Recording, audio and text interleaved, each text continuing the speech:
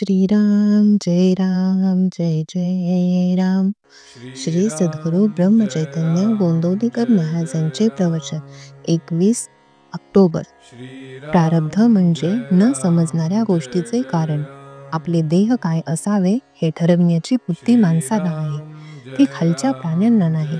हाच माणसात आणि त्या प्राण्यात फरक आहे. प्राण्यांना प्रारब्धाने आलेले भोग भोगावे लागतात, त्याचप्रमाणे माणसाला देखील आलेले भोग भोगावे लागतात. पण भगवंताचा पाठिंबा ज्याला आहे तो मागे पुढे सोयीने भोग भोगू शकतो. जगातल्या घडामोडी जशा चालतात तशाच आपल्याही सर्व गोष्टी प्रारब्धाने चालतात. आपण जे मिळविले आहे ते स्वतःच्या प्रयत्नाने मिळाले, ही कल्पना गेल्याशिवाय देह प्रारब्धावर टाकता येणार नाही.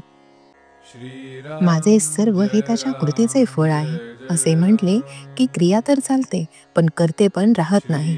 पुष्कळ गोष्टी अशा आहेत की त्यांच्याकडे बोट दाखवून त्यांचे कारण अमुक असे आपण सांगू शकतो, पण काही गोष्टी अशा आहेत की त्यांचे कारण आपल्याला दाखविता येत नाही. अशा वेळी त्या प्रारब्धाने घडल्या असे आपण म्हणतो. प्रारब्ध म्हणजे न समजणाऱ्या गोष्टींचे कारण व असे म्हणायला हरकत नाही. संतांना देखील त्याचे प्रारब्ध भोगावे लागते, पण त्यांना देहबुद्धी नसल्याने भोगाचे सुख त्यांना नाही. व्यवहारदृष्ट्या औषध घेऊन मग भोग भोगणे हाच खरा मार्ग आहे. बुवाने आपल्या सिद्धीने रोग बरा करणे किंवा टाळणे हे बरे नाही, त्यामध्ये बुवाची प्रसिद्धी होईल कधी, पण त्यात त्याचे स्वतःचे कल्याण नाही, तसेच लोकांचेही पण हित नाही. समजा एक मनुष्य रस्त्याने चालला असताना वाटेत एक 10 रुपयांची नोट पडलेली आढळली.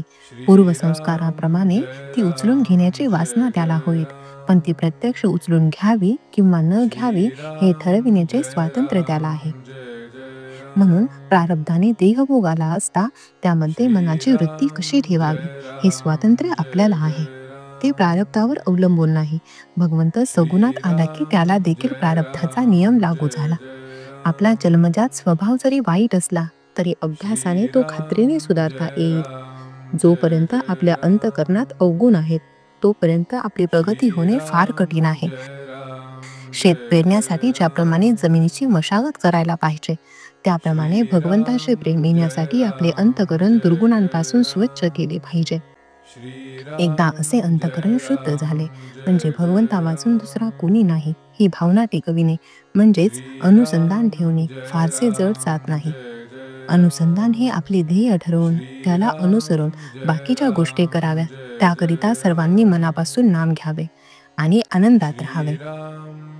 मिळणे आणि जाणे दोन्ही प्रारब्धाधीनच आहे, मग हर्ष शोक प्रथा का करावा.